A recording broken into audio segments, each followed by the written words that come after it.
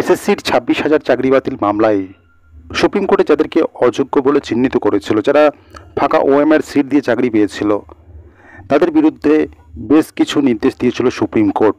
যারা অযোগ্য তাদেরকে বেতন ফেরত দিতে হবে, সাথে একাধিক নির্দেশ দেওয়া হয়েছিল, কিন্তু সেই সমস্ত নির্দেশ কিন্তু অমান্য করছে অযোগ্যরা। কার্যত এই অভিযোগেই তাদের বিরুদ্ধে কলকাতা হাইকোর্টে আদালত অবমাননার মামলা হলো।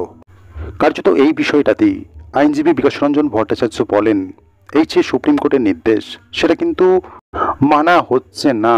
অর্থাৎ যাদের বিরুদ্ধে এই অভিযোগটা উঠেছিল, যারা অযোগ্য, তাদেরকে বেতন ফেরত দিতে হবে, সাথে একাধিক নির্দেশ দেওয়া হয়েছিল, সেগুলো কিন্তু মানা হচ্ছে না।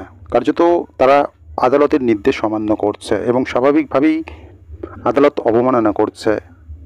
তো তাদের বিরুদ্ধেই একটা পদক্ষেপ সে কলকাতা হাইকোর্টে আর্জি জানায় আইনজীবী বিকাশ রঞ্জন ভট্টাচার্য।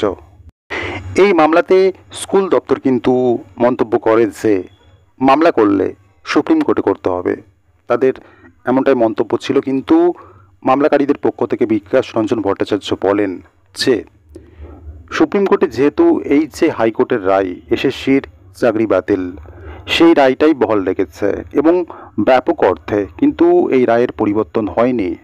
কিছু আংশিক কিছু রায় পরিবর্তিত হয়েছে এবং মূল যে এই রায়ের যে ভিত্তি, মূল উদ্দেশ্য কিন্তু একই রয়েছে, একইভাবে বহাল রয়েছে।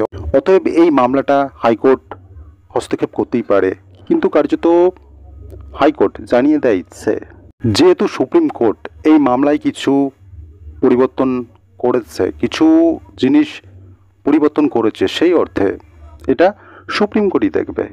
অতএব এই যে আদালত অবমাননার মামলা অযোগ্যদের বিরুদ্ধে, সেটা করতে হলে সুপ্রিম কোর্টই করতে হবে এবং সুপ্রিম কোর্টই হস্তক্ষেপ করবে। এবার এটাই দেখার, এই যে আদালত অবমাননার মামলা, সেটাতে তো কলকাতা হাইকোর্ট হস্তক্ষেপ করলো না। এবার এই যে মামলাকারীরা রয়েছে, তারা কি সুপ্রিম কোর্টে যাবে?